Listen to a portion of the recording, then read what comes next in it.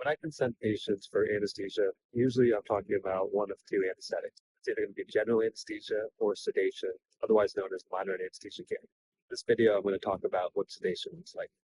Talk about the difference between general anesthesia and sedation. What we're really talking about is the depth of anesthesia.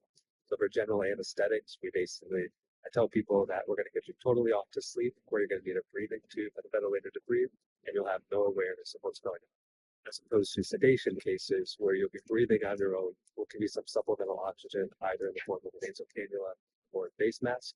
And depending on the type of surgery, you may be awake or have some awareness of what's going on around you. An example of when a patient may be wide awake for surgery is eye surgery, where the eye surgeon will need to talk to the patient during surgery and have them look one direction or another.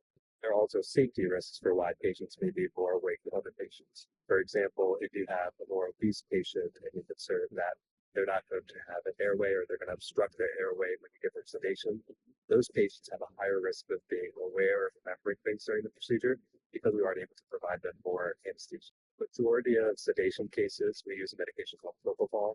Propofol not only puts you to sleep, but it also inhibits your ability to breathe, or it reduces your drive to breathe. And so as patients fall asleep, they're at risk of obstructing, and they're not going to respond to the hypoxia or hypercarbia the same way an unmedicated patient would. When I consent patients for sedation cases, I tell them that my goal is to focus on your safety and comfort in that moment. Most outpatients who are coming in for either, let's say, colonoscopy or EGD will have no problem with receiving sedation, and I can get them to a spot where they're not going to remember anything. Patients that I get more concerned about are the inpatient patients who have been in the hospital for some time. They're either chronically ill or acutely ill, and they aren't going to tolerate the sedation that I give them, either because they're going to obstruct their breathing and they wouldn't tolerate hypoxia or hypocarbia, or because their blood pressure wouldn't tolerate a drop in their blood pressure, because propofol also vasodilates blood vessels as well as reduces the contractility of your heart, and some patients are too sick to tolerate that medication.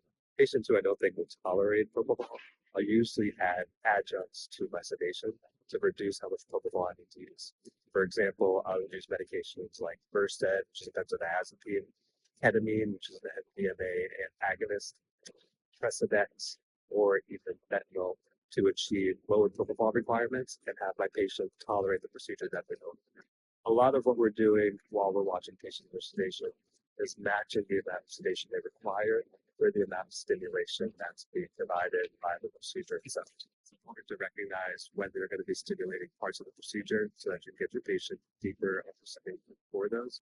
And towards the end of the procedure, when the stimulation starts to go away, the goal is always to get your patient as awake as possible so that they have a reduced amount of time they can spend in the recovery unit waking up with the sedation that you get.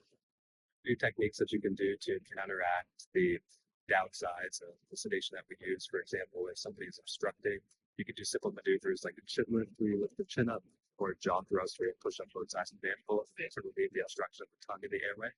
You can also use airway adjuncts like an oral pharyngeal airway, which is a plastic piece of equipment that goes around the tongue, or nasal pharyngeal airway, which goes in the nose. And they basically open up the upper part of the airway to allow the patient to breathe. In terms of the hypotension that patients experience, our first drug of choice to counteract that is phenylephrine, which is an alpha-1 agonist. That's going to cause vasoconstriction and increase the systemic vascular resistance, which then increases blood pressure, counteracts the vasodilation of propofol. When I'm working with residents and we're doing MAC cases or sedation cases, I always tell them this is the art of medicine, the art of anesthesia.